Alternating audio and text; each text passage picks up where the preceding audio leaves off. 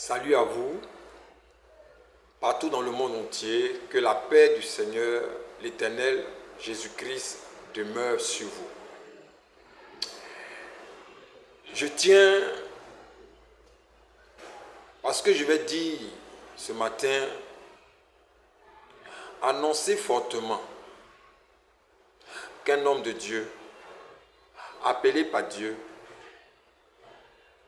ne doit pas avoir de parti pris, ni militer dans un parti politique, ni s'attacher à un roi, un empereur, un président futile.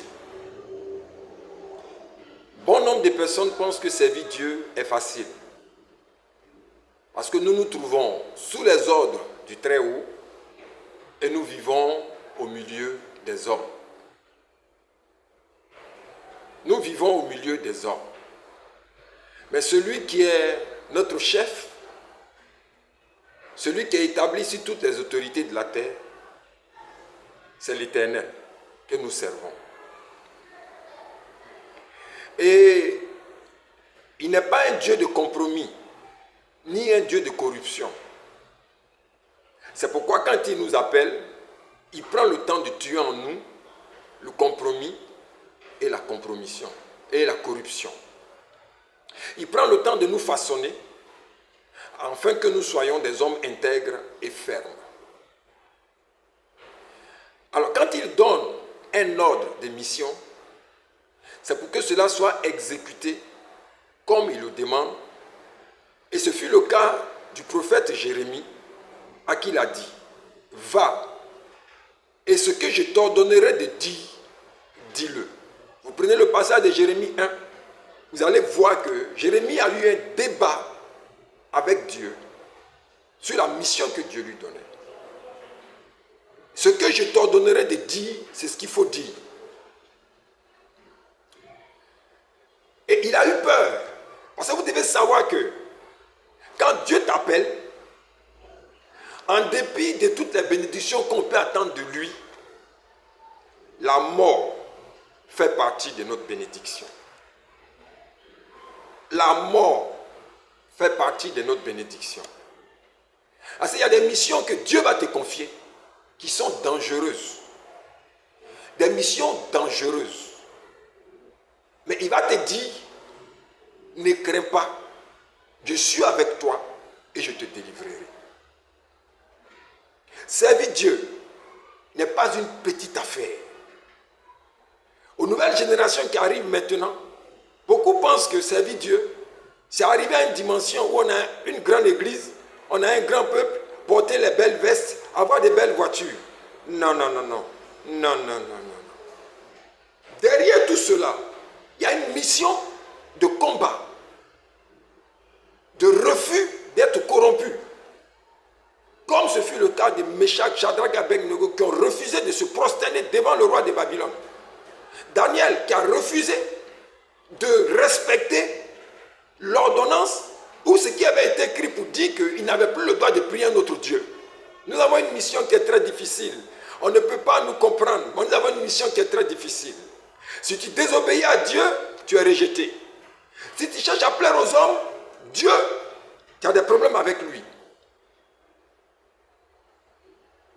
C'est pourquoi même parfois, quand certains grands de ce monde viennent nous donner des cadeaux, faisons beaucoup attention. Faisons beaucoup attention. Alors quand je dis qu'un homme de Dieu ne doit pas avoir un parti pris, c'est qu'à tout moment,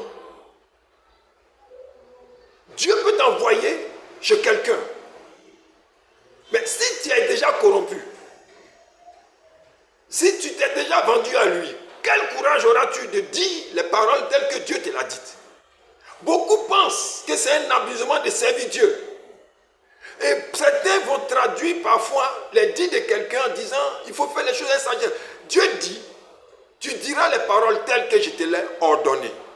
C'est pourquoi, prie peut-être Dieu qui ne te confie pas des missions qui sont délicates.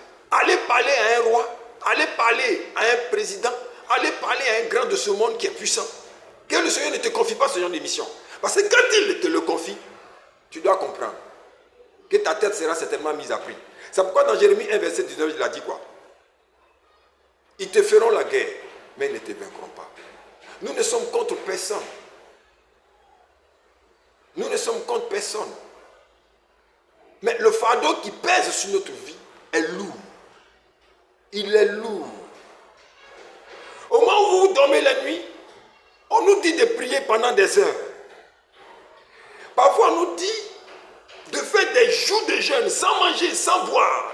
Pénitence, des choses terribles que vous ne pouvez pas faire. Parce que nous obéissons à celui qui est établi sur nous.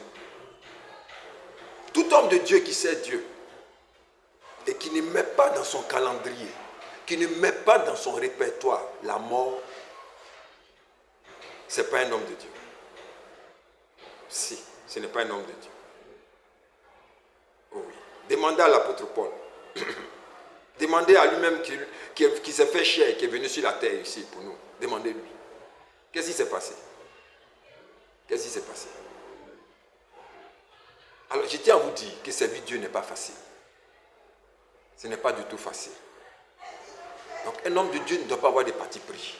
Un homme de Dieu doit refuser les présents qui peuvent corrompre sa vie. Il appartient à Dieu. Il est dans son coin. Le jour où Dieu a besoin de lui pour une mission, il va l'exécuter. Il va l'exécuter. Que le Seigneur vous bénisse. Amen.